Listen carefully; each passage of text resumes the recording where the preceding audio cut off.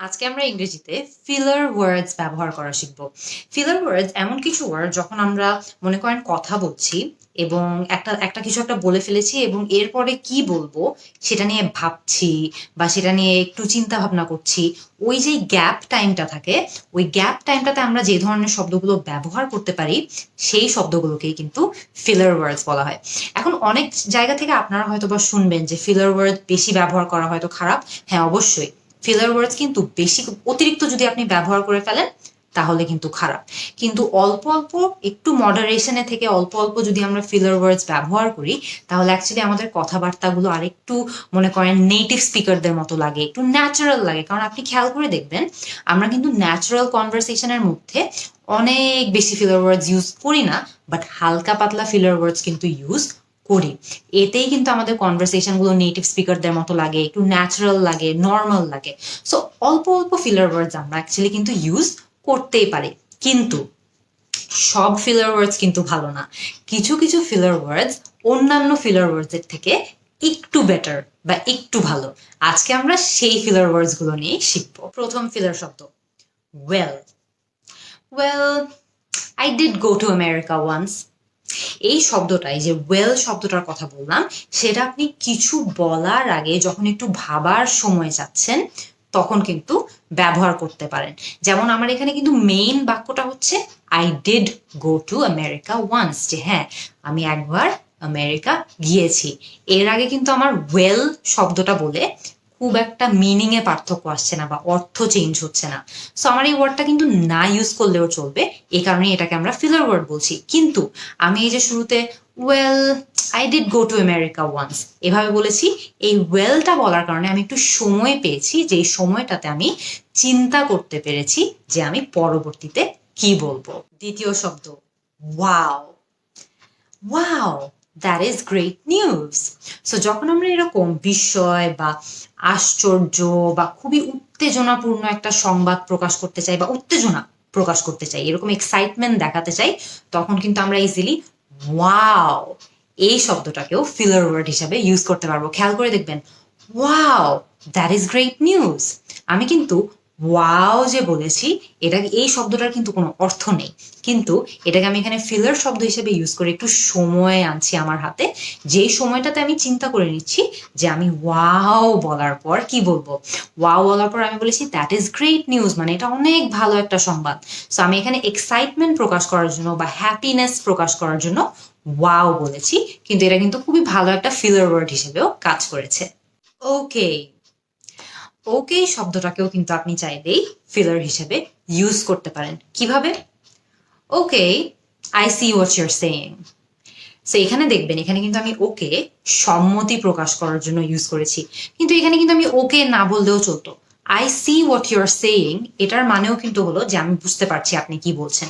So আমি কিন্তু সম্মতি প্রকাশটা ওই বাক্যের মাধ্যমে অলরেডি করে ফেলেছি, আমার কিন্তু ওকে আলাদা করে বলার দরকার নেই। কিন্তু আমি এই শুরুতে যখন ওকে বলেছি, আমি কিন্তু আমার সম্মতিটা সেখানেও প্রকাশ করেছি এবং একটু সময়। খেয়াল করে দেখবেন, মূল উদ্দেশ্য হলো যে আপনি একটু সময় নিয়ে আসবেন আপনার হাতে, যাতে আপনি ভাবার সময় পান যে আপনি পরবর্তীতে কি বলবেন।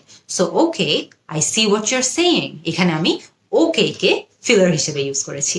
নো ওয়ে, এটাও কিন্তু একটা ফিলার ওয়ার্ড হিসেবে আমি এখানে ইউজ করলাম। অ্যাকচুয়ালি ফিলার ওয়ার্ডস, কারণ এটা দুটো শব্দ, কিন্তু খেয়াল করে দেখবেন, no way he really said that, মানে আমার বিশ্বাসই হচ্ছে না ও কি আসলেই এটা বলেছে।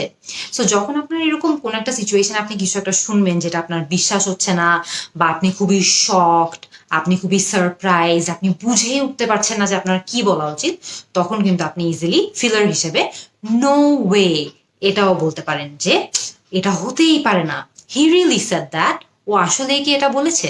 সো এরকম সিচুয়েশনে যখন আপনি অ্যাকচুয়ালি বুঝে উঠতে পারছেন আপনার কি বলা উচিত, বা আপনি খুবই সারপ্রাইজড, আপনি খুবই শকড, তখন কিন্তু আপনি সহজেই নো ওয়ে এটাকে ফিলার হিসাবে ইউজ করতে পারেন। ইউ সি, এই বাক্যটার ইংরেজি ভাষায় তেমন একটা কোনো অর্থ নেই, কিন্তু এটাকেও কিন্তু আমরা অনেক রেগুলারলি ফিলার ওয়ার্ড হিসেবে ইউজ করি। মনে করেন, you see he is actually not the murderer in the movie.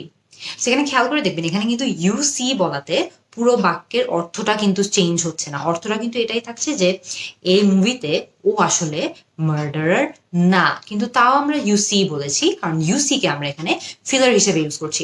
অনেক সময় আমরা ইউসি কে এই কারণেও ইউজ করি, আমরা জাস্ট দেখতে চাই যে অন্য পাশে যেই মানুষটা আছে বা যার সঙ্গে আমরা কথা বলছি সে কি কোনো কিছু নিয়ে অ্যাওয়্যার নাকি, বা কোনো একটা তথ্য যেটা আপনি তাকে বলছেন সেটা নিয়ে সচেতন নাকি। সো যেমন আমরা বলেছি you see he is actually not the murderer in the movie, যে তুমি কি জানো সে আসলে এই মুভির মার্ডারার না। বাই দ্য ওয়ে, এটাকেও কিন্তু ইংলিশে অনেক সময় ফিলার হিসেবে ইউজ করা হয়। যখন আমরা মনে করেন এমন একটা সিচুয়েশনে আছি, কোনো একটা টপিক নিয়ে কথা হচ্ছে বা কোনো একটা বিষয় নিয়ে কথা হচ্ছে, আপনি সেই বিষয় থেকে আলাদা কিছু একটা বলতে চাচ্ছেন বা সেই বিষয়ের সাথে অ্যাকচুয়ালি সম্পর্ক নেই এমন কিছু একটা আনরিলেটেড তথ্য দিতে চাচ্ছেন বা আনরিলেটেড কিছু বলতে চাচ্ছেন, তখন কিন্তু আপনি সহজেই বাই দ্য ওয়ে ইউজ করতে পারেন। যেমন মনে করেন আপনারা হয়তো বা খাবার নিয়ে কথা বলছেন, হঠাৎ করে কেউ আপনাদের মধ্যে কেউ একজন বললো, by the way did you see the new campus building. So খেয়াল করে দেখবেন, আপনারা হয়তো অনেকক্ষণ ধরে খাবার নিয়ে কথা বলছেন বা অন্য কিছু নিয়ে কথা বলছেন, হঠাৎ করে আপনার ফ্রেন্ড যদি একটা ভিন্ন টপিক আপনাদের কনভারসেশনের মধ্যে আনতে চায়, সে কিন্তু সহজেই এই ফিলারটা ইউজ করতে পারে যে by the way did you see the new campus building, যে আচ্ছা তুই কি নতুন ক্যাম্পাস বিল্ডিংটা দেখেছিস।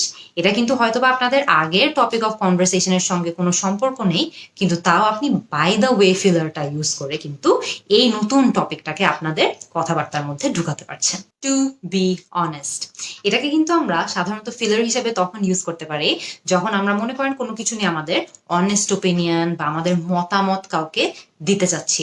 মনে করেন, to be honest I don't think I like watching movies that much, যে সত্যি কথা বলতে আমার মনে হয় না আমার মুভিজ দেখতে বা ছবি দেখতে তেমন একটা ভালো লাগে।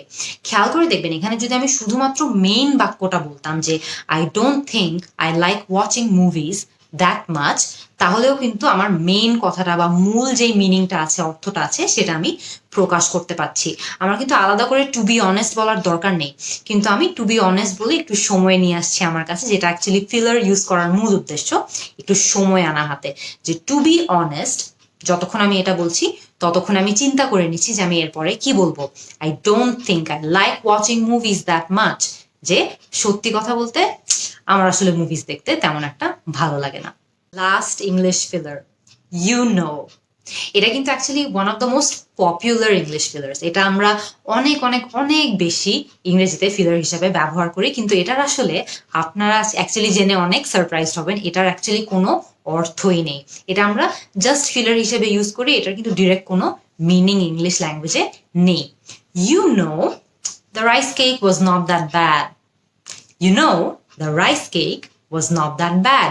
এখানে খেয়াল করে দেখবেন আপনার মূল সেন্টেন্সটা, the rice cake was not that bad, এটাই কিন্তু আপনার মূল সেন্টেন্স।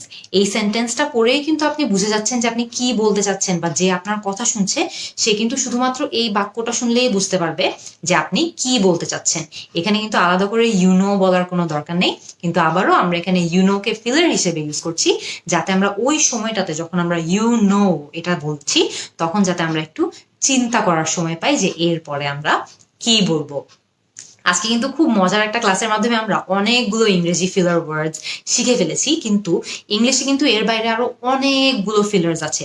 আপনারা আমাকে কমেন্ট সেকশনে জানান যে আর কি কি কমন ফিলার ওয়ার্ডস আপনারা চেনেন এবং আপনারা ডেইলি লাইফে দৈনন্দিন জীবনে অনেক বেশি ব্যবহার করেন। আমি আপনাদের সবার কমেন্টের অপেক্ষায় থাকবো। See you in the next class.